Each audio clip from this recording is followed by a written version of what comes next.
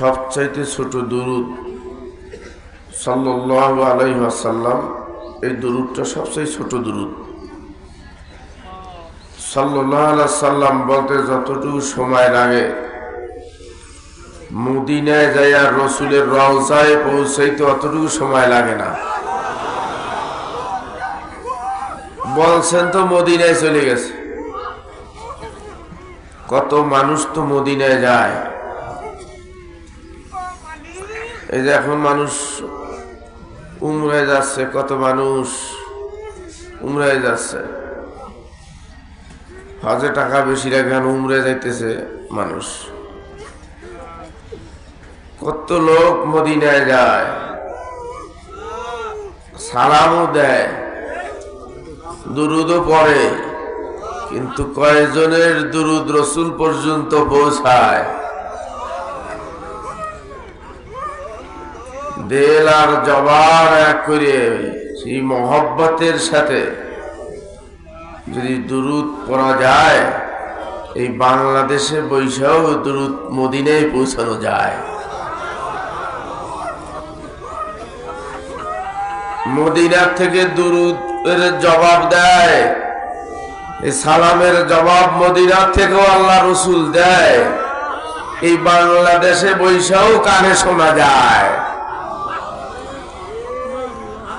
এমন কিছু আল্লাহর বান্দা আছে, আল্লাহু আকবার, এইখানে বসে দুরূদ পড়ে মদিনার থেকে সালামের জবাব দেয়। আল্লাহু আকবার, এইখানে বসেও শোনে। এরকম কিছু আল্লাহর বান্দারা এই মজলিসের মধ্যে আছে। এমন কিছু আল্লাহর বান্দারা এখানেও বসা আছে। আল্লাহ, কত কপাল পোড়ারে দেখছি এই মদিনে যাইয়া রসুলের রওজার কাছে যাইয়া ভিডিও করে।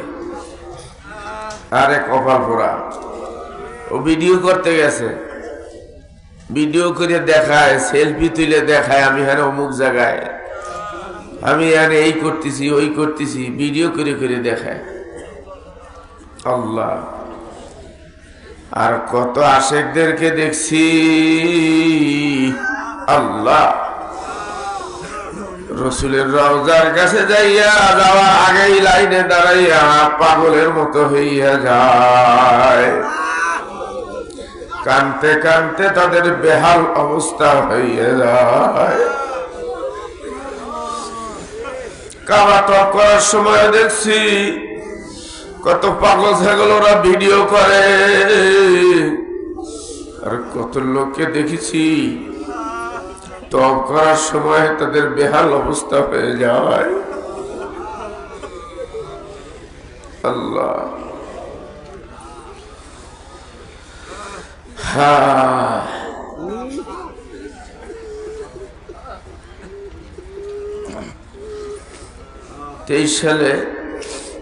2023 সালে শেষবারকার এই উমরায় গেছি। 2023 সালে হযরতের ইন্তেকালের কিছুদিন আগে উমরায় গেছিলাম। এর আগেও গেছি কয়েকবার। আল্লাহ, উমরায় যাইয়া বলতেছি এই জন্য যে ব্যথাওয়ালা দিল নিয়া, দিলের মধ্যে যদি ব্যথা থাকে, রসুলের ব্যথা যদি দিলের মধ্যে থাকে, তাহলে অনেক কিছু হয়, অনেক কিছু পাওয়া যায়। আল্লাহু আকবার। তো গেছি, আল্লাহ, মদিনায় যাইয়া যে কয়েকদিন থাকলাম, ওই যাচ্ছি আর আসতেছি, রওজায় যাইতেছি আর আসতেছি, তেমন কোনো ফায়দা হচ্ছে না। আবার ওই রিয়াজুল জান্নার ভিতরে ঢুকতেও দেয় না, ওই অ্যাপস এর মাধ্যমে ঢুকতে হয়, বড় মোবাইল দিয়ে কিভাবে তো পারিও না। মনে অনেক ব্যথা যে আসলাম, আমার ছেলে ছিল সাথে, ছোট মানুষের নিয়ে আসলাম। আমার ওই নাতি ছিল আব্দুল্লাহ, ও সাথে ছিল। আমার একটা ছাত্র যে মোস্তাকিম বিল্লাহ আছে নাকি, ও ছিল।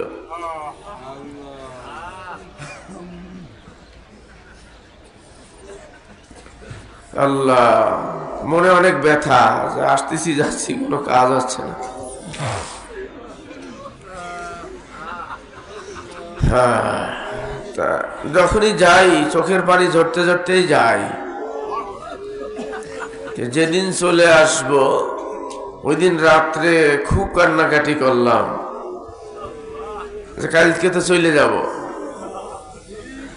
ছেলেটারা সাথে করে নিয়ে আসলাম, কোনো কিছুই হচ্ছে না, মনে অনেক ব্যথা নিয়ে।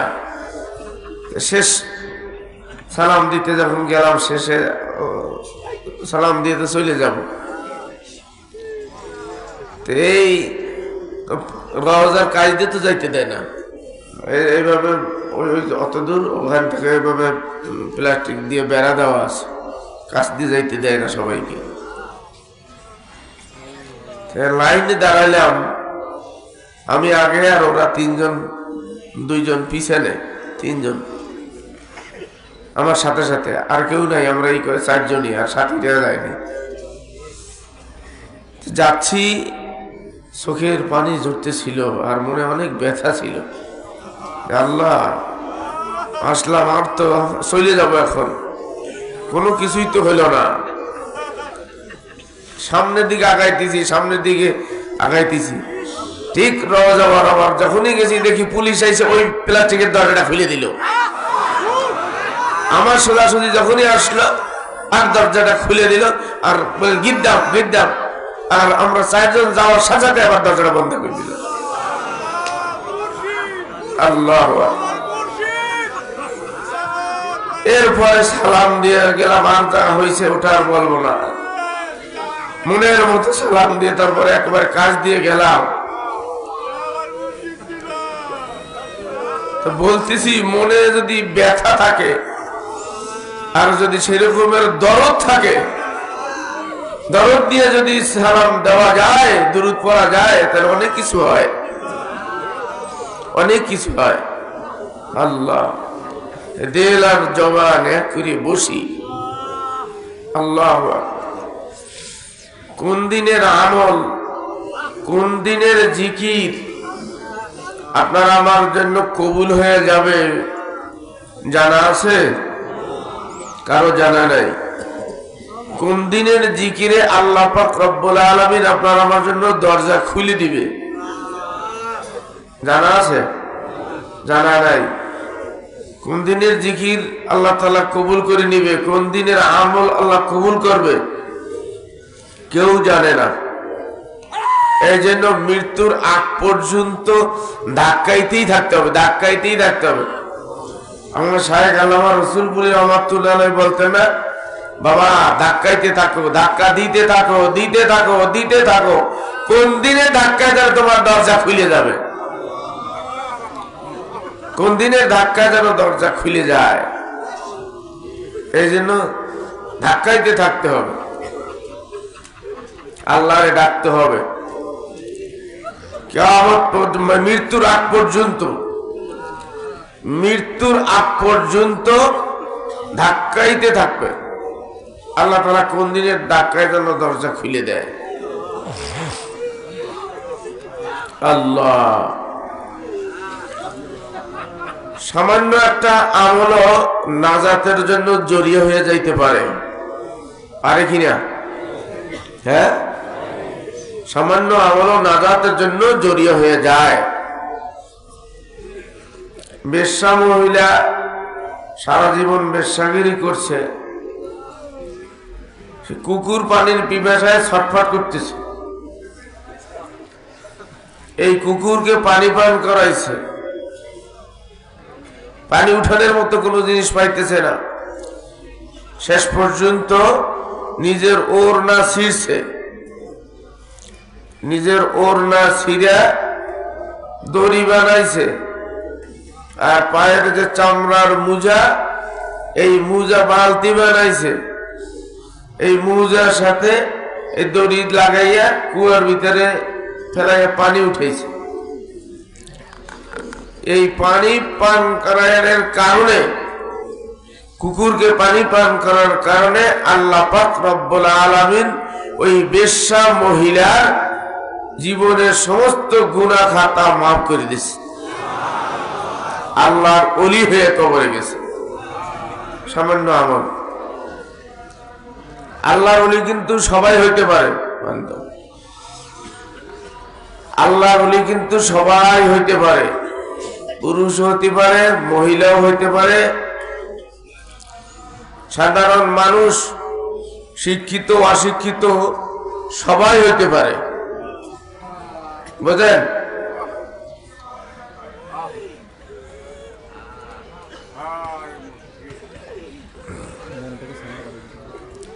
একজন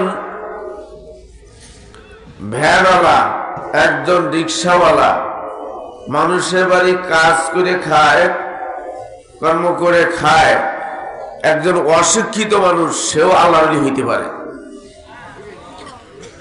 বুঝলেন? সেও কি পারে? আল্লাহর ওলি হইতে পারে। পীর যে সে হইতে পারে না। পীর হইতে লেখাপড়া লাগে, ভালো করে বুঝেন কিন্তু। পীর হইতে কি লাগে? লেখাপড়া লাগে। লেখাপড়া ছাড়া পীর হইতে পারবে না। কিন্তু আল্লাহর ওলি সবাই হইতে পারে। পীর হইতে হলে কমপক্ষে মেশকাত বা জালালাইন পড়া লাগবে, অথবা মেশকাত জালালাইনের ইলম তার ভিতরে থাকা লাগবে, সে অনুযায়ী আমল থাকা লাগবে, তাছাড়া পীর হইতে পারবে না। যে সে পীর হইতে পারবে না। এখন তো পীর ঘরে ঘরে, পীরের অভাব নাই।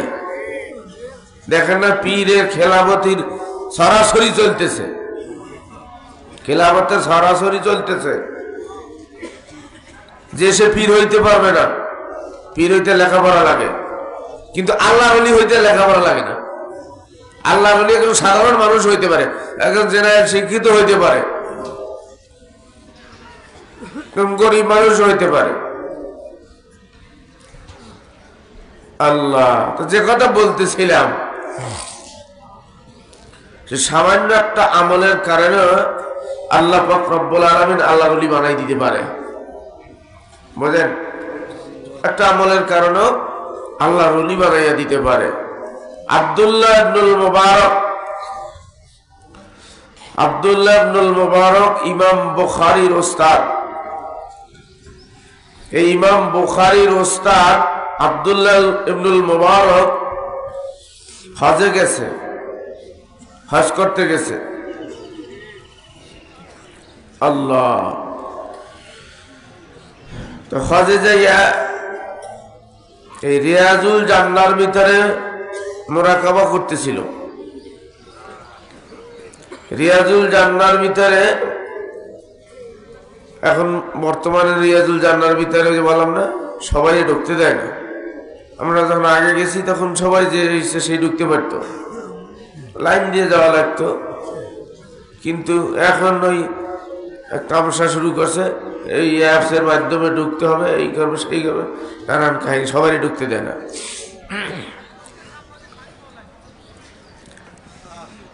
আল্লাহ, রিয়াজুল জান্নাহ হলো রাসূল সাল্লাল্লাহু আলাইহি সাল্লাম যেখানে খুতবা দিছে, ওখান থেকে তার ঘর পর্যন্ত যে জায়গাটুক, এই জায়গাটুক হলো রিয়াজুল জান্নাহ। এখানে যদি কেউ নামাজ পড়ে তাহলে সে যেন কেমন জান্নাতের ভিতরে নামাজ পড়ল, এমন একটা জায়গা। আল্লাহ, এখানে সবাইকে যাইতে দেয় না। যে কথা বলতেছিলাম, রিয়াজুল জান্নার ভিতরে মুরাকাবা করতেছিল আব্দুল্লাহ ইবনুল মুবারক। রাসূলুল্লাহ সাল্লাল্লাহু আলাইহি সাল্লামের সাথে সাক্ষাৎ, মুরাকাবার মধ্যে।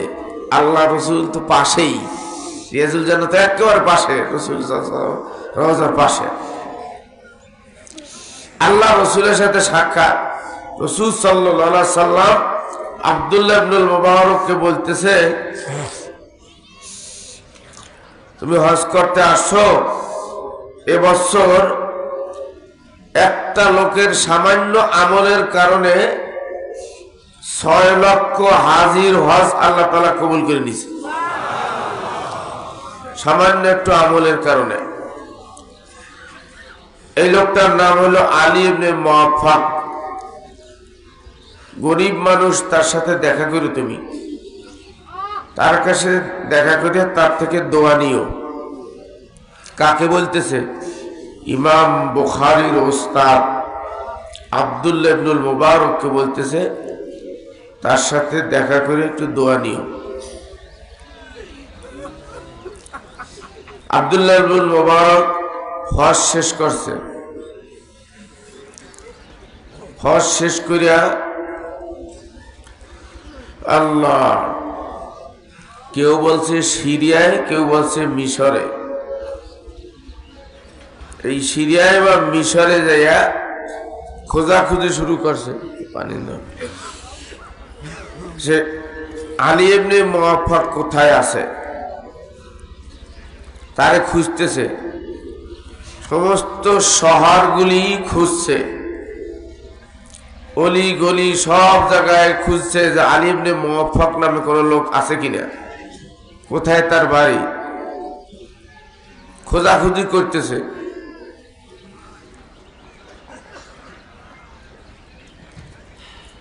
আল্লাহ, কোথাও তারে পায় না, শহরে সব জায়গায় খুঁজছে, কোথাও পায় না। শেষ পর্যন্ত খুঁজতে খুঁজতে একেবারে নিবিড় পল্লীতে গেছে, গ্রামের ভিতরে গেছে, গ্রামের অলিগলি সব জায়গায় খুঁজতেছে আলী ইবনে মুআফফাককে,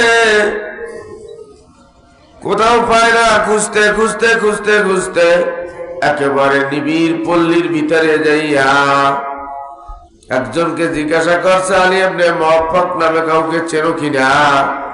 সে বলতেছে, হ্যাঁ, আলী ইবনে মুআফফাক নামে একজন আছে, ওই যে দেখেন তার বাড়ি, একেবারে ভাঙ্গা চূড়া একটা ঘর, ঝুপটি, ওইটা হলো তার বাড়ি। আব্দুল্লাহ ইবনুল মুবারক ওই বাড়ির কাছে গেছে, বাড়ির বাইরে থেকে সালাম দিছে, আসসালামু আলাইকুম ইয়া হালাল বাড়ি, কেউ ঘরের ভিতরে আছেন নাকি, বাড়িতে কেউ আছেন নাকি? সালামের জবাব দিছে, একটা লোক বের হইয়া আসছে। আব্দুল্লাহ ইবনুল মুবারক এই লোকটাকে দেখতেছে, একজন উস্কো খুস্কো চেহারা ওয়ালা, মাথার চুলগুলা এলোমেলো, গায়ের জামা ছিঁড়া ফাটা জামা, একেবারে একজন গরিব মানুষ। এই মানুষটা ঘর থেকে বের হয়ে আসছে, জিজ্ঞাসা করছে, আপনার নাম কি? বলে, আমার নাম হলো আলী ইবনে মুআফফাক। বলার সাথে সাথে বুকের সাথে জড়াইয়া ধরছে, বলতেছে, আপনার মতো এত গরিব মানুষ কি আমল করেন আপনি? আপনার সামান্য একটু আমলের কারণে এই বছর 6 লক্ষ হাজির হজ কবুল হয়ে গেল। আপনার সামান্য আমলের কারণে কি এমন আমল আপনি করেন, আর কি কাজ আপনি করেন? কয়, আপনি কে, আপনার পরিচয় বলেন। বলে, আমার নাম হলো আব্দুল্লাহ ইবনুল মুবারক, ইমাম বুখারীর ওস্তাদ, আমার নাম হলো আব্দুল্লাহ ইবনুল মুবারক। কয়, হুজুর, আপনার মতো এত বড় বুজুর্গ মানুষ, এত বড় আলেম, আমি গরিবের বাড়িতে আপনি আসলেন, তাহলে যখন আসছেন তখন শোনেন, আমি তেমন কোনো আমল করি না, আমার কাজ হলো মুসির কাজ, আমি জুতা সেলাই করি, মানুষের জুতা সেলাই করিয়ে দেই, এইটাই হলো আমার কাজ। আল্লাহ, এটা তো আপনার কাজ, কিন্তু আমল আপনি কি করেন? তেমন কোনো আমল আমার মনে পড়ে না, তবে একদিনের আমল মনে হয় এইটা হইতে পারে। হুজুর, আমি আমার এই দোকানে বসে প্রতিদিন জুতা সেলাই করি, প্রতি বছর যখন হজের সময় হয় ওই সময় হাজিরা আমার ঘরের সামনে দিয়া হেরাম পরিয়া লাব্বাইক লাব্বাইক বলতে বলতে হজে যায়। আমি তো গরিব মানুষ, আমি হজে যাইতে পারি না। আমার মনে বড় ব্যথা যে আমি যদি একটু যাইতে পারতাম, আমি যদি একটু হজে যাইতে পারতাম। এই মনের ভিতরে আমার খুব ব্যথা। একদিন মনে মনে চিন্তা করলাম, ইচ্ছা করলে তো আমিও পারি। আমি যে দিনের বেলায় কাজ করি, এই কাজের টাকা আমি সংসারে লাগাবো, আর যদি আমি একটু রাত্রেও কাজ করি, তাহলে এই টাকাটা আমি হজের জন্য জমা করিয়া রাখতে পারি। তাহলে তো এক সময় না এক সময় আমার হজ হয়ে যাবে। এই চিন্তা করিয়া রাত্রে বেলায় কাজ শুরু করলো। দিনে যেই টাকা পায় এই টাকা সংসারে লাগায়, আর রাত্রে যেই টাকা পায় এইটা জমা করিয়া রাখে হজ করার জন্য। অল্প কিছু দিনের ভিতরেই দেখে হজে যাইতে যেই টাকা লাগবে সেই টাকা তার আল্লাহ ঘরে জমা হয়ে গেল। হজে যাইতে যে টাকা লাগে সে টাকা তার জমা হয়ে গেছে। হজের নিয়ত করে ফেলাইল, কাফেলার সাথে নাম লেখাইয়া দিল যে আমি হজে যাব। কাফেলা বন্দী হয়ে গেছে। কিতাবের মধ্যে লেখে যেই দিন যাবে ওই দিন আল্লাহ রাত্রে বেলায়, সকালে যাবে হজে, রাত্রে বেলায় দোকান থেকে বাড়িতে আসছে।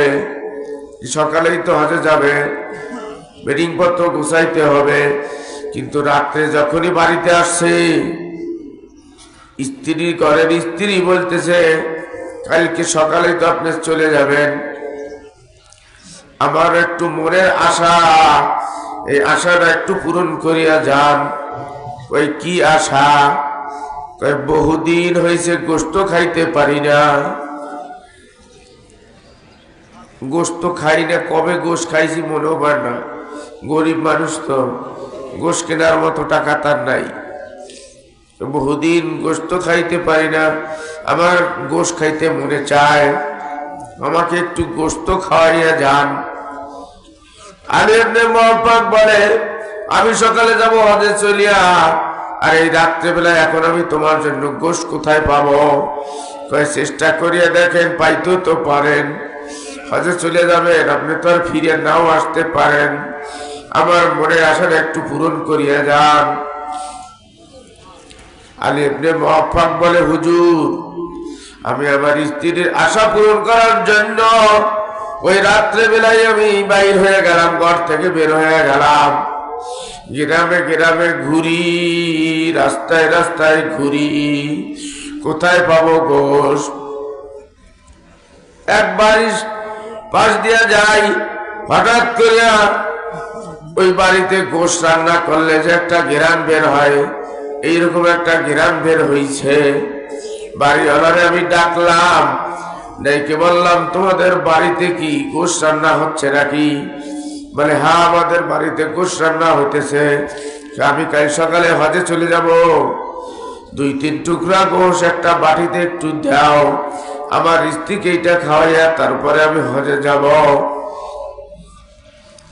এই লোকটা বলতেছে ভাই আলী, আমাদের বাড়িতে যে গোশ রান্না হইতেছে এইটা আমাদের জন্য হালাল, তোমাদের জন্য গোশত হারাম, যে তোমরা খাইতে পারবা না। বলে হুজুর, এই কথা বলার পরে লোকটার আমি জড়াইয়া ধরলাম যে তোমার জন্য হালাল, আমাদের জন্য হারাম, এর কারণটা কি? তুমিও মুসলমান, আমিও মুসলমান, এর কারণটা কি? এই লোকটা বলে এইটা একটা আল্লাহর সাথে আমার একটা চুক্তি আছে, একটা গোপন ভেদ আছে, এটা বলা যাবে না। বলে হুজুর, এইটা যখন বলছে লোকটারে আমি আরো জড়াইয়া ধরছি যে না বলা পর্যন্ত আমি ছাড়ব না। যখন খুব জোর দিয়া ধরছি তখন এই লোকটা বলে ভাই আরে, তুমি তো গরিব মানুষ, তবে তোমার তো একটা কাজ আছে, তুমি তো মুচির কাজ করো, জুতা সেলাই করো, তোমার তো একটা কাজ আছে, কিন্তু আমি তোমার চাইতে গরিব, আমার কোনো কাজই নাই। 3 দিন পর্যন্ত আমার ঘরে কোনো খাবার ছিল না। 3 দিন পর্যন্ত ঘরে কোনো খাবার নাই। আমার ছেলে মেয়েরা আমি সহ সবাই 3 দিন পর্যন্ত না খেয়ে প্রতিদিন কাজে বেরোই। সকাল থেকে সন্ধ্যা পর্যন্ত কাজের খোঁজে বেরোই, কোনো কাজও পাই না, আর কোনো উপার্জনও করতে পারি না, ঘরে কিছু আনতেও পারি না। ছেলে মেয়েরা 3 দিন পর্যন্ত না খেয়ে।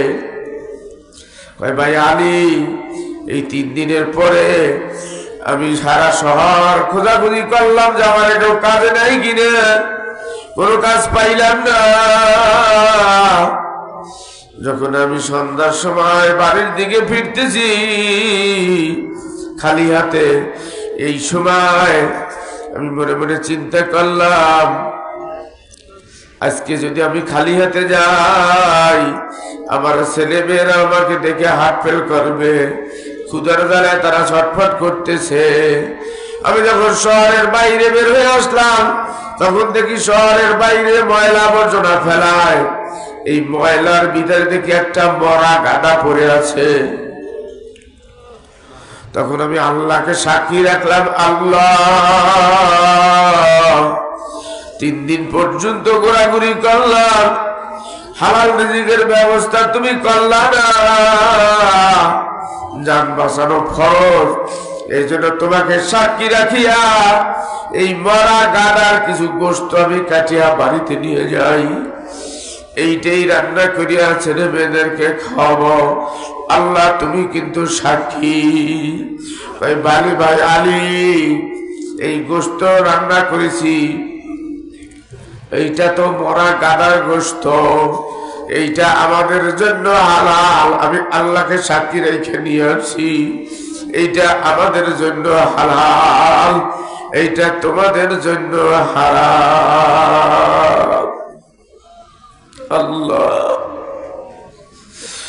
এই লোকটা বলে, আলী ইবনে মুআফফাক বলে, হুজুর এই লোকটাকে তখন আমি জনাত আল্লাহর বললাম, ভাই গাদার গোশত হারাম, তারপরে আবার মরা, এই মরা গাদার গোশত বাচ্চাদেরকে খাওয়াইও না, হারাম বাচ্চাদেরকে খাওয়াইও না, হারাম খানা খাইও না, তুমি একটু অপেক্ষা করো, আমি বাড়ির থেকে আসতে আসি, তুমি একটু অপেক্ষা করো। বলে হুজুর এই কথা বলি আমি বাড়িতে আসলাম, আমি তো গরিব মানুষ, আমার বাড়িতেই বা কি আছে, সামান্য একটু খাবার ছিল বাড়িতে, এই খাবার নিয়ে আর হজে জমানো যে টাকা, হজে যাবো যে এই টাকা, সকালবেলায় তো আমি হজে যাব, এই টাকাটা নিয়ে এই লোকের হাতে তুলিয়া দিলাম, আর বললাম ভাই বাজারে যাইয়া চাল ডাল কিনে নিয়ে আসো, বাচ্চাদেরকে হারাম খানা খাওয়াইও না, এটা ফেলাইয়া দাও। লোকটা টাকা নিবে না, আমি জোর করিয়া তাদের টাকা দিয়া বাড়িতে আসলাম। কিন্তু বাড়িতে আইসা চিন্তা করতেছি, সকালবেলায় তো কাফেলার লোকজন আমারে খুঁজতে আসবে যে আমার হজে যাওয়া লাগবে, সকালবেলায় তো আমারে খোঁজাখুঁজি করতে আসবে, কিন্তু আমার তো টাকা নাই, টাকা তো ওই লোকটারে দিয়ে দিছি, এখন আমি কেমন করে হজে যাব। স্ত্রীকে বললাম আমি একটু লুকাইয়া থাকি, কোথাও চলিয়া যাই, কাফেলার লোকজন আসলে বলবা সে কোথায় গেছে আমি জানি না, এই বলি আমি একটু গা ঢাকা দিলাম। হুজুর আব্দুল্লাহ ইবনুল মুবারকের কাছে বলে, হুজুর কাফেলার লোকজন আসি আমারে খোঁজাখুঁজি করিয়া না পাইয়া তারা হজে চলিয়া গেল, আর আমি যাই একটু গা ঢাকা দিলাম, আমি আর যাইতে পারলাম না। আস্তে আস্তে হজের সময় হইয়া হজ সবাই করলো, হজ করিয়া যখন আবার হাজি সাহেবরা বাড়িতে ফিরে, আল্লাহ হুজুর এক একজন হাজি বাড়িতে ফিরে আমার সাথে দেখা করতে আসে, আমার সাথে দেখা করিয়া এক একজন হাজি বলে, ভাই আলী তপ করার সময়, কাবা তপ করার সময় এক নজর তোমারে দেখলাম, এরপরে আর তোমারে খুঁজিয়া পাইলাম না, তুমি কোন কাফেলার সাথে হজ করলা, তোমার তো আমাদের সাথে যাওয়ার কথা ছিল। আর এক হাজি আয়েশা বলে, ভাই আলী, মিনায় একবার তোমারে দেখছি, এরপরে আর তোমারে খুঁজিয়া পাইলাম না। আর এক হাজি আয়েশা বলে, ভাই আলী, আরাফার ময়দানে তোমারে একবার দেখলাম, এরপরে তো আর দেখলাম না। তুমি কার সাথে হজ করেছ? আর এক হাজি আয়েশা বলে, ভাই আলী, মুজদালিফায় একবার দেখলাম, এরপরে আর তোমারে খুঁজিয়া পাইলাম না। আর এক হাজি আয়েশা বলে, ভাই আলী, তবে জিয়ারত যখন করি তখন তুমি আগে আগে ছিলা, আমরা পিছনে পিছনে ছিলাম, এরপরে আর তোমারে খুঁজিয়া পাইলাম না। কার সাথে তুমি হজ করেছ? বলে, হুজুর, শেষে এক হাদিস আবাইশা একটা টাকার টোপলা, আমার কাছে কাঁচা টাকার টোপলা আমার হাতের ভিতরে দিয়া বলে, ভাই আলী, আমি যখন রিয়াজুল জান্নার ভিতরে বসা ছিলাম, এই সময় তুমি কোথা থেকে জানো তাড়াতাড়ি করে আসলা, আর সেই টোপলাটা আমার হাতের ভিতরে দিয়া বললা যে এটা একটু ধরিয়া রাখো, আমি রওজায় একটু সালাম দিয়া তারপরে আসি। এই সালাম দেওয়ার কথা বলে তুমি কোথায় গেলা? আর তোমারে খুঁজিয়াও পাইলাম না। হজের সময় শেষ হয়ে গেল, আমি বাড়িতে তোমার টোপলা নিয়ে আমি বাড়িতে চলে আসি। এই নাও তোমার সেই টোপলা। আলী ইবনে মুওয়াফফাক আব্দুল্লাহ ইবনে মুবারকের কাছে বলে, হুজুর, আমি 2 চোখের পানি ছেড়ে দিয়েছি। আর বললাম, আমি তো ওয়াজ করতে যাই না, আমি তো পলাইয়া ছিলাম। এরা আমারে কোথায় দেখছে? সবাই এইসব বলে, আরাফায় দেখছে, মিনায় দেখছে, মুজদালিফায় দেখছে, কাবা তওয়াফ করতে দেখছে, আমি তো ওয়াজ করি নাই। রাত্রে বেলায় আমি 2 চোখের পানি বেলাইয়া কাঁদতে কাঁদতে ঘুমাই, আর বলি, আল্লাহ, আমি তো হজ করি নাই, এরা আমারে কোথায় দেখলো?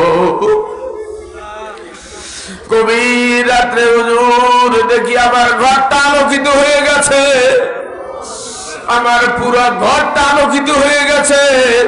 জনাবে মুহাম্মদুর রাসূলুল্লাহ সাল্লাল্লাহু আলাইহি সাল্লাম আমার ঘরের ভিতরে ঢুকছে।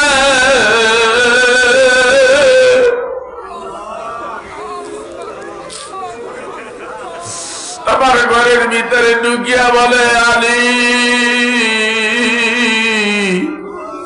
তুমি যে সামান্য একটু আমল করেছ, আল্লাহর বান্দাদেরকে হারাম খানা থেকে ফিরাইয়া রাখছ, তোমার হজের টাকা তাদেরকে দিয়ে দিছ, আল্লাহ পাক রব্বুল আলামিন এইটা তোমার কবুল করিয়ে দিছে।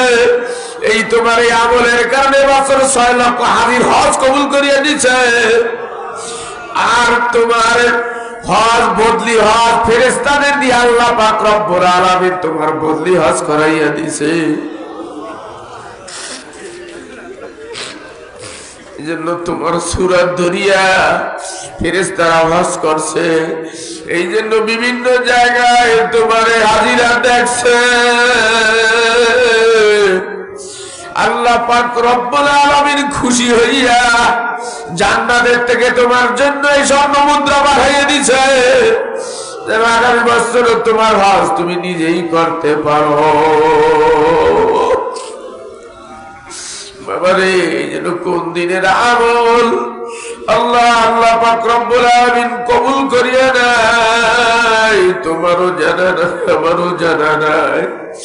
এই জন্য ভাই বলি, ও বড় লোকেরা, যাদেরকে আল্লাহ পাক রব্বুল আলামিন টাকা পয়সা দিছে, তাদেরকে আল্লাহ সম্পদ দিছে, তারা প্রতিবেশীর একটু খোঁজ খবর রাখিও। প্রতিবেশীরা কি খায়, গরিব যারা আছে তাদের একটু খোঁজ খবর রাখিও।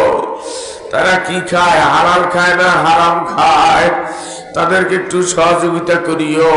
হইতে পারে তোমার একটু সহযোগিতার কারণে আল্লাহ পাক রব্বুল আলামিন তোমার সব আমল কবুল করিয়ে নিবে। বাবারে, আল্লাহ আল্লাহ, এই জন্য আমল করতে থাকো। সামান্য আমলের কারণে আল্লাহ পাক রব্বুল আলামিন তোমারে আমারে কবুল করিয়ে নিতে পারে। মাথাটা নিচু করে দাও, রহমতের কাঙ্গাল মনে করিয়া বসো। বাবারে, আল্লাহ আল্লাহ। কিছু সময় মাওলার জিকির করব বাবা। সকাল আর সন্ধ্যায় আল্লাহ আল্লাহ আল্লাহ পাক রব্বুল আলামিন বলেন, ইয়া আইয়ুহাল্লাযীনা আমানু যকুরুল্লাহ যিকরান কাসীরা ওয়াসাব্বিহুহু বুকরাতাও ওয়া আসীলা। হে আমার ঈমানদার বান্দা বান্দিরা, তোমরা যারা আমাকে আল্লাহ বলে মেনে নিয়েছো, আমি আল্লাহর উপরে যারা বিশ্বাস করেছো, তারা কি করো? সকাল সন্ধ্যায় আমি মাওলার জিকির বেশি বেশি পরিমাণে করো। বেশি বেশি জিকির করার কথা আল্লাহ পাক রব্বুল আলামিন বলেছেন বাবা। আল্লাহ রাসূল বলেন, তোমরা এত বেশি পরিমাণে জিকির করো, দুনিয়ার ফাঁসে ফুজ্জার যারা আছে, যারা জিকির করে না, তারা যেন তোমার দেখিয়া পাগল বলে আখ্যা দেয়। এত বেশি পরিমাণে জিকির তোমরা করো, যাতে তোমাদেরকে পাগল বলে যে এই লোকটা এত জিকির করে কেন, এত হুকুর হুকুর করে কেন। আল্লাহ আল্লাহ, এত বেশি পরিমাণে মাওলার জিকির তোমরা করো। বাবারে সেই জিকির করার জন্য বসেছি। আল্লাহ আল্লাহ, কালকেই তো বলেছি বাবারে, এমন কিছু আল্লাহর বান্দারা আছে জিকির করতে করতে আল্লাহরে ডাকতে ডাকতে আল্লাহরে এমন ভাবে রাজি করিয়ে ফেলাইছে, এই জবান দিয়ে এখন যা বলে আল্লাহ পাক রব্বুল আলামিন তাই কবুল করিয়ে লয়। আল্লাহ পাক রব্বুল আলামিন ওই বান্দার ওই ডাকটাই শোনে। আল্লাহ আল্লাহ, বাবারে এই জবানের বড় দাম। এই জবান দিয়ে আল্লাহরে ডাকতে ডাকতে জবানটা তরু তাজা রাখিও বাবা। আল্লাহ বাবারে, এই জবান দিয়ে এমনও কথা বলা যায়, একটা কথা বলার দ্বারা আল্লাহ আল্লাহ হাজার হাজার মানুষের মধ্যে কান ধরিয়া উঠবাস করা লাগে। এই জবান দিয়ে এমন একটা কথা বের হয়ে যায়, আল্লাহ হাজার হাজার মানুষের ভিতরে জুতার বাড়ি নসিবে হয়ে যায়। বাবারে, আর এই জবান দিয়ে এমন একটা কথা বলা যায়, আল্লাহ বলে যদি একটা ডাক দেওয়া যায়, আবার আল্লাহর সাথে সম্পর্ক হয়ে যায়। আল্লাহ আল্লাহ, এই জন্য সবসময় হাঁটতে বসতে চলতে ফিরতে আমার মাওলারে ডাকো। বাবারে, জিকির করতে আলাদা সময় লাগে না। আল্লাহ সব সময় মাওলার জিকির করা যায়। আল্লাহ আল্লাহ, সর্বহালাতে মাওলারে ডাকা যায়। রাস্তা দিয়ে হাঁটতেছ, এসবও মাওলারে ডাকা যায়। ভ্যান চালাইতেছ, এই অবস্থায় মাওলারে ডাকা যায়। রিক্সা চালাইতেছ, এই অবস্থায় মাওলারে ডাকা যায়। আরে ক্ষেতের ভিতরে কাজ করতেছ, এই সময় মাওলারে ডাকা যায়। আরে অফিসে বসে কলম দিয়ে কাজ করতেছ, এই সময় মাওলারে ডাকা যায়। আরে গাড়ি ড্রাইভার করতেছ, এই সময় মাওলারে ডাকা যায়।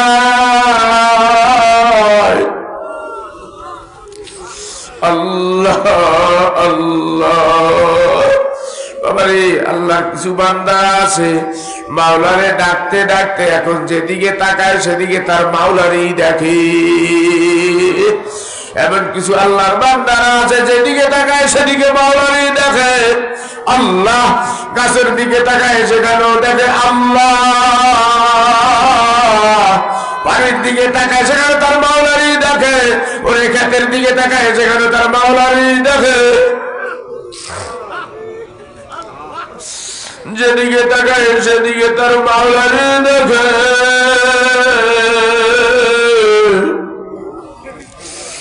বাবারে, এইভাবে ডাকতে ডাকতে ডাকতে যদি কবর পর্যন্ত যাইতে পারো, আল্লাহ আল্লাহ, জান্নাত তোমার জন্য অপেক্ষা করতে আছে বাবা। আল্লাহ আল্লাহ,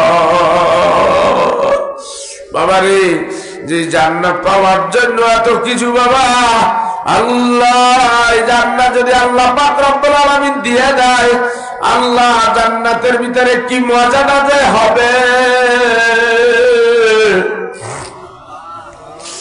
আল্লাহ, জান্নাত জান্নাতের ভিতরে মানুষ যখন বসবাস করবে, আল্লাহর সাথে তার তখন পর্যন্ত দিদার হয় নাই। একদল ফেরেশতা এসে বলবে, ও ভাই জান্নাতের ভিতরে কেমন লাগতে আছে? খুব ভালো লাগতেছে, তবে একটা অশান্তি, এখন পর্যন্ত আমার মাওলারে দেখতে পারলাম না। যেই মাওলার জন্য এত কিছু করলাম, এখন পর্যন্ত মাওলারে দেখতে পারলাম না। আমার যে তাদের মন্দ লাগে, তখন ওই ফেরেশতারা বলবে, আসো আমার সাথে, আসো আমাদের সাথে, আসো তোমার মাওলার সাথে দেখা করাইয়া নিয়ে আসি। আল্লাহ আল্লাহ, জান্নাতীরা মাওলার সাথে দেখা করার জন্য আল্লাহ ফেরেশতাদের পিছনে পিছনে যাইবে, ওরে জান্নাতের ভিতরে হাঁটতে থাকবে। যতই সামনের দিকে যাইবে ততই মাওলার নূর দেখতে পাইবে। আল্লাহ আল্লাহ,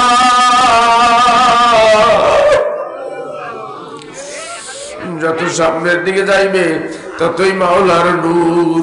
আল্লাহ নূরুস সামাওয়াতি ওয়াল আরদ, আল্লাহ যেদিকে তাকাইবে সেদিকে মাওলার নূর দেখতে পাইবে। আল্লাহ আল্লাহ, সামনের দিকে আগাইবে মাওলার নূর দেখতে পাইবে। আল্লাহ কিছু দূর যাওয়ার পরে বলবে, কই আমার মাওলায় কই? ও ফেরেশতারা বলল, আমার মাওলার সাথে দেখা করাবা, কই আমার মাওলায় কই? এই বলিয়া সামনের দিকে আগাইবে। ফেরেশতারা বলবে, আগাও সামনের দিকে, আগাও সামনের দিকে আগাও। বাবার এই সামনের দিকে আগাইতে আগাইতে আল্লাহ আল্লাহ, এক পর্যায়ে আল্লাহ পাক রব্বুল আলামিন ৭০,০০০ নূরের পর্দা উঠাইয়া দিয়া ওই বান্দার সামনাসামনি হয়ে যাইবে। আল্লাহ আল্লাহ আল্লাহ,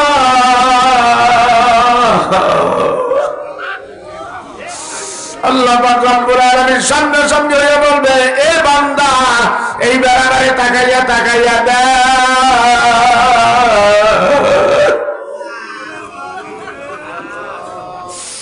যাকে পাওয়ার জন্য রসুলপুরে দৌড়াইছ, ওরে যারে পাওয়ার জন্য ৫ ওয়াক্ত নামাজ পড়েছ, যারে পাওয়ার জন্য জিকির করেছ, ওরে যারে পাওয়ার জন্য স্ত্রীকে পর্দায় রাখেছ, মুখে দাড়ি রাখেছ, কত মানুষের টিটকারি শোনেছ, আমি তোর সেই মাওলা এবার আমায় তাকাইয়া তাকাইয়া দা।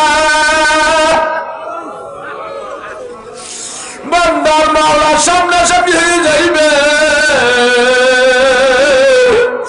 আল্লাহ কি মজা যে হবে।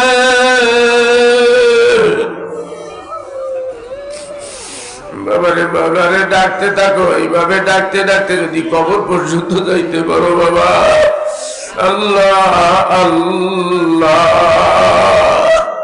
তোমার আর কিছু ডাকবে না বাবা। এই জন্য জবানে মাওলার জিকির জারি করিয়া তারপর মাওলার কবরে যাইও। আল্লাহ আল্লাহ, ওই যে অন্ধকার কবর, সাথী নাই বাতি নাই, কেমন জানি হবে।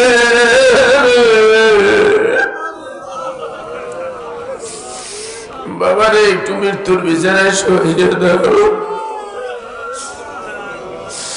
আল্লাহ আল্লাহ, চক্ষু বন্ধ করো, চক্ষু বন্ধ করো বাবা, চক্ষু বন্ধ করিয়া আল্লাহ একটু মৃত্যুর বিছানায় শুয়ে দাও। খেয়াল করো, মৃত্যু উপস্থিত হয়ে গেছে। আত্মীয় স্বজনেরা সবাই পাশে বসিয়া কান্নাকাটি শুরু করছে। দরদের ছেলে কান্দে, মেয়ে কান্দে, আল্লাহ সবাই কান্নাকাটি শুরু করিয়া দিছে। কেউ একটু একটু করিয়া মুখের ভিতরে পানি দেয়। আল্লাহ আল্লাহ, একটু খেয়াল করো, যার যারটা সে চিন্তা করো কেমন দেখা যায়। এখন এখন মুখে একটু একটু করিয়া পানি দেয়। হঠাৎ করিয়া দেখা গেল কাল বাইয়া পানি পড়িয়া যায়। আল্লাহ আল্লাহ, একজনে ডাক দিয়ে, আর পানি দিও না, আর পানি দিও না, তোমার বাবা তোর দুনিয়া যায়, তোমার ভাই তোর দুনিয়া যায়।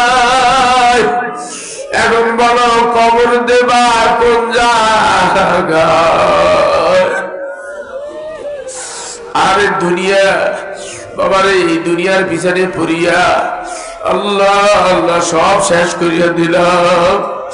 বাবারে, যেই ছেলে মেয়ের জন্য আল্লাহ হারাম হারাম মিশাইয়া খাওয়াইছ, আল্লাহ সুদ ঘুষ কামাই করিয়া যাদেরকে খাওয়াইছ,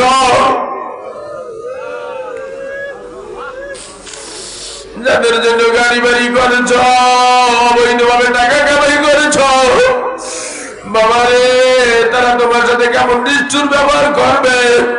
মারা যাওয়ার সাথে সাথে কাপড় চুপড় গুলি সব খুলে নিয়ে যাইবি।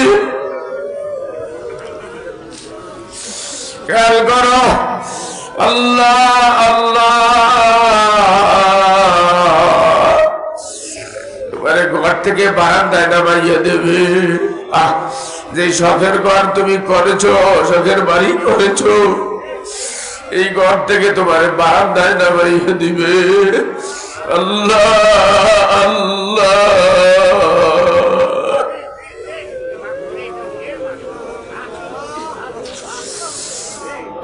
আমার শেখ আল্লামা রসুলপুরি গেল শীঘ্রায় মাহফিল করার জন্য। ভালো মানুষ বাড়ির থেকে গেল শীঘ্রায় মাহফিল করার জন্য।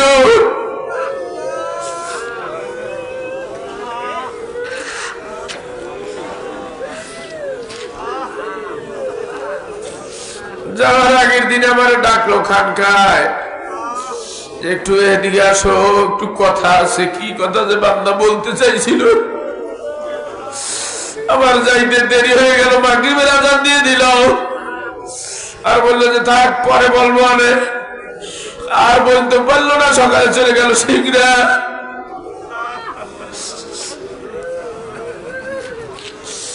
আর বড় নসিবে হইল না, সেই মানুষ বাড়িতে আসলো লাশ হইয়া।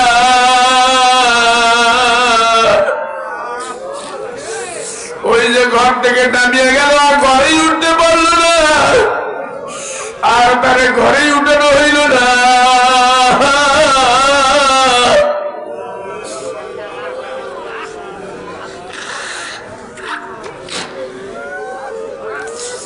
ও বাবাজিরা, ও ভাইরা, তোমাদের হাতে পায়ে ধরিয়ে বলিয়া যায়, এরকম একটা অবস্থা তোমারও হবে, আমারও হবে। এই যে রসুলপুরে আসছো, আবার ফিরে যাইতে পারবা কিনা এরকম জামানত তোমারও নাই, আমারও নাই। হইতে পারে তোমার লাশ বাড়িতে যাইবে, ঘরে বার উঠবে না, ওই বাইরে রাখবে।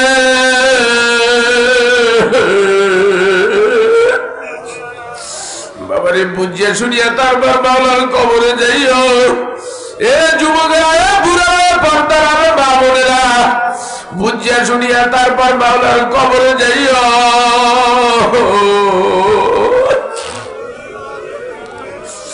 খেয়াল করো বাবা, আল্লাহ আল্লাহ তোমার ঘর থেকে বারান্দায় নামাইয়া দিল।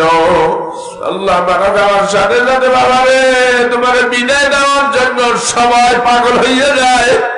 কেউ আত্মীয় স্বজনের বাড়ি খবর দেয় বাবারে, কেউ কাপড়ের কাপড় আনতে যায়। আল্লাহ, কেউ বাঁশের ঝোর দেখাইয়া দেয়, কেউ কবরের জায়গা দেখাইয়া দেয়। আল্লাহ আল্লাহ, দিয়ে গোসলের জন্য গরম পানি জাল করে। আল্লাহ, যে দুনিয়ার জন্য এত কিছু করলাম, এখন তোমার বিদায় দেওয়ার জন্য পাগল হয়ে যায়। তাড়াতাড়ি কেমন করে বিদায় দিবে বাবারে? খেয়াল করো, এইবার তোমার আমার ঘর থেকে বাইর করে নিয়ে যাইতে আছে গোসল করাবার জন্য। একটু খেয়াল করো, ওই যে ঘর থেকে নামাইয়া এবার তোমার গোসলের জন্য নিয়ে যাইতে আছে। আল্লাহ আল্লাহ, বড়ই পাতা গরম জলে শোয়াইয়া আমার শরীর তলে, গোসল করাইবে তোমায় দুজনে বসিয়া। যাইও না যাইও না আমার মাওলারে ভুলিয়া। খেয়াল করো, এইবার তোমারে আমারে গোসল দিতে আছে, জীবনের শেষ গোসল করাইয়া দিতে আছে। আল্লাহ একটু দেখো না কেমন দেখা যায়।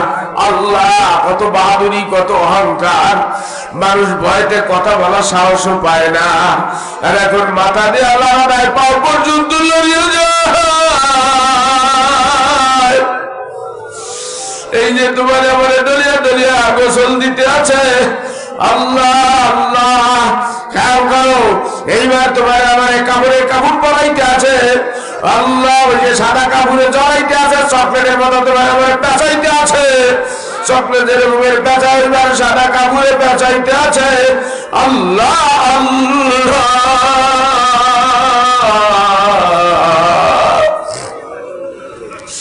মাথার বাঁধে বোঝা গেল কথা বলার শক্তি নাই, সিনার বাঁধে বোঝা গেল লড়াচড়ার শক্তি নেই, পায়ের বাঁধে বোঝা গেল লম্বা লম্বা কদম নাই।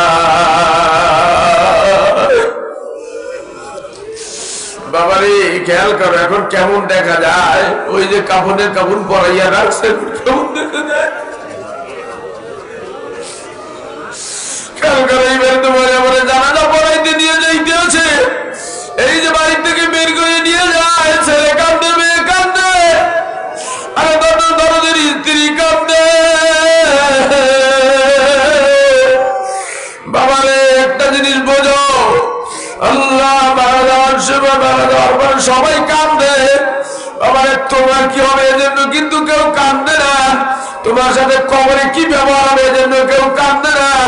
কেউ কাঁদে তার ভাইকে হারাইছে সেই জন্য, কেউ কাঁদে তার বাবাকে হারাইছে সেই জন্য, কেউ কাঁদে তার স্বামীকে হারাইছে সেই জন্য। বাবারে তোমার আমার কি অবস্থা হবে এজন্য কিন্তু কেউ কাঁদবে না। খেয়াল করো, ঘর থেকে বাইর করিয়ে নিয়ে যাইতে আছে, ওই যে ঈদগাহ ময়দানে নিয়া, ওই যে স্কুল মাঠে নিয়া, মাদ্রাসা ময়দানে নিয়া জানাজা পড়তে দাঁড়াইছে। আল্লাহ আল্লাহ, বাবারে মৃত্যু ব্যক্তি সব দেখে কিন্তু বলার শক্তি থাকে না। খেয়াল করো, এইবার জানাজা পড়তে দাঁড়াইছে, এই যে আত্মীয় স্বজনেরা সবাই জানাজা পড়তে দাঁড়াইছে। আল্লাহ, জানাজা শেষ হইয়া গেল, এইবার তোমার আমার ওই যে কবরের দিকে নিয়ে রওনা দিছে। ওই যে অন্ধকার কবর, সাথী নাই বাতি নাই, কেমন জানি হবে, বুঝে শুনিয়ে তার বাবার কবরে যাইয়ে শুনিও। বাবারে এই যে তোমার কবরের দিকে নিয়ে রওনা দিছে, আল্লাহ খেয়াল করো, তোমার আমার কবরের ভিতরে রাখতেছে আর বলতেছে বিসমিল্লাহ ওয়া বিল্লাহি রাসূলুল্লাহ। মদিনা থেকে আল্লাহ রাসূল ডাক দিয়ে বলবেন, না না না, এই গুনাহগার উম্মতের দাবি আমি রাসূল হইতে পারবো না।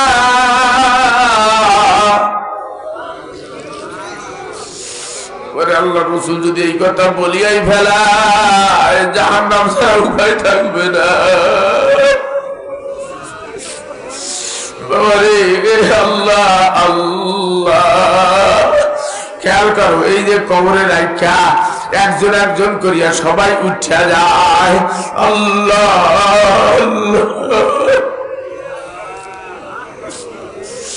সবাই উঠে চলিয়া গেল। আল্লাহ চাউনি দিয়ে আল্লাহ চাপা মাটি দিয়ে দিল।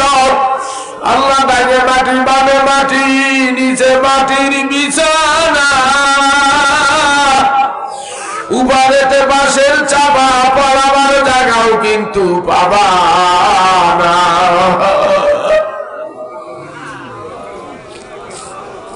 সাপে কাটবে, গুর্জ মারবে, হায় রে হায়, কলিজা জ্বলিয়া যাবে বিষের জাল। কাঁদো বাবা কাঁদো, এ বাবা কবরে না দেখে কি পারবা? এ যুবকেরা কবরে না দেখে কিন্তু পারবে না।